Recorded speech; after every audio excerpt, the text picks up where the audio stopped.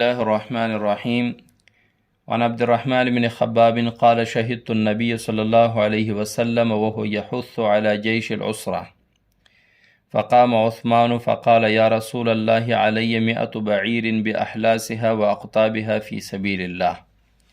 مشکات شریف کی 6072 نمبر حدیث ہے۔ حضرت عثمان رضی اللہ عنہ کے مناقب چل رہے ہیں۔ راوی فرماتے ہیں کہ شہید النبی صلی اللہ علیہ وسلم، میں حضور صلی اللہ علیہ وسلم کے پاس حاضر ہوا۔ وہ یحث علی جیش العسرۃ، آپ صلی اللہ علیہ وسلم جیش العسرہ کے چندے پر لوگوں کو ابھار رہے تھے، لوگوں کو جذبہ اور جوش دلا رہے تھے۔ جیش العسرہ، جیش کہتے ہیں لشکر کو، اور عسرہ کہتے ہیں تنگی کو، یعنی تنگی والا لشکر۔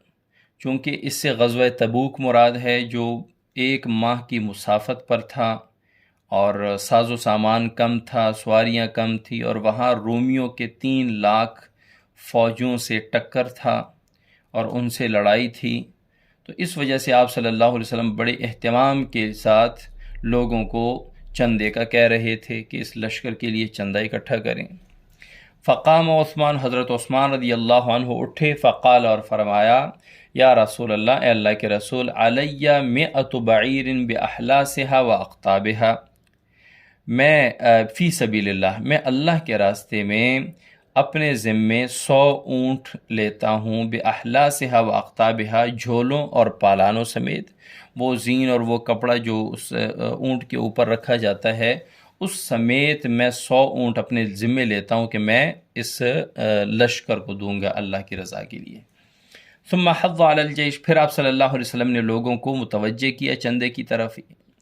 فقام عثمان، پھر حضرت عثمان رضی اللہ عنہ اٹھے، فقال، اور عرض کیا، علی 100 بعیر باحلاسها واقطابها فی سبیل اللہ، میرے ذمے 200 اونٹ ہیں جھولوں اور پالانوں سمیت اللہ کے راستے میں۔ اب یہ 200 جو ہیں یہ ان 100 کے علاوہ ہیں، یعنی 300 ہو گئے۔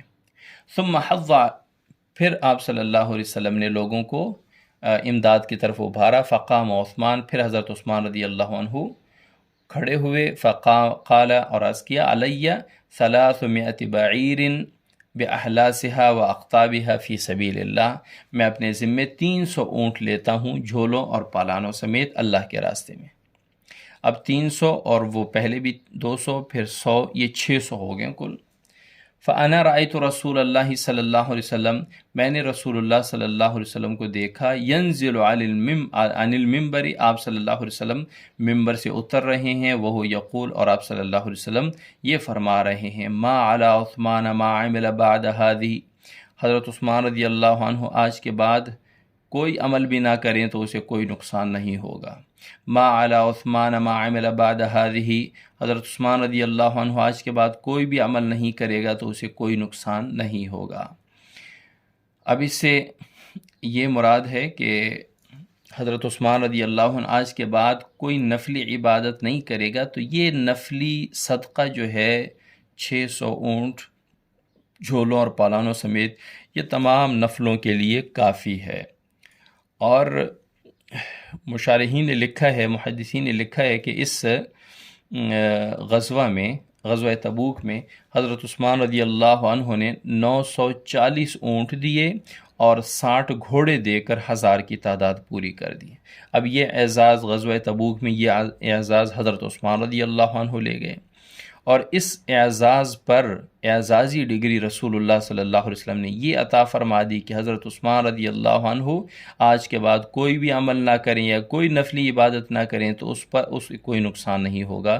تو یہ ان کے لیے جنتی ہونے کی بشارت ہے۔ نقصان نہ ہونا یعنی اخروی نقصان ہونے کوئی نہیں ہوگا، یہ ان کے جنتی ہونے کی نشانی ہے اور جنتی ہونے کی بشارت ہے۔